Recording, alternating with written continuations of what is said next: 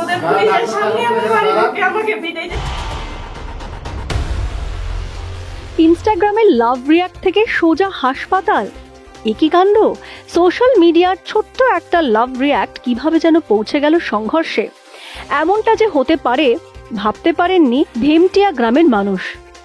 ইনস্টাগ্রামে স্বামীর ছবিতে প্রাক্তন প্রেমিকার লাভ রিয়াক্টকে কেন্দ্র করে শুরু হলো তীব্র অশান্তি, যা শেষ হলো হাসপাতালে।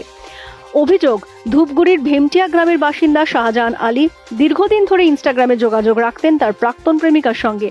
মাঝে মধ্যে চলতো ইঙ্গিতপূর্ণ মেসেজও। সকালে শাহজাহানের ছবিতে এই প্রাক্তন প্রেমিকার দেওয়া লাভ রিয়াক্টের সঙ্গে আসে একটি মেসেজ, হাই সোনা, কেমন আছো?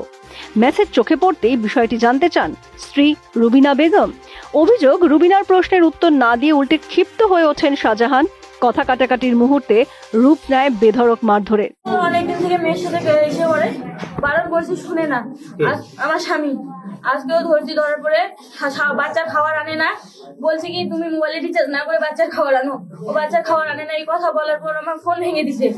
বলে কি আমার ফোনটা ভেঙে দেওয়ার পরে আমি বলছি কি তুমি কেন ফোন ভাঙছো, ওইভাবে বলার পর আমাকে না প্রচুর ধরে মারছে। বলে কি আমি যা ইচ্ছা তাই করবো, তোর কি?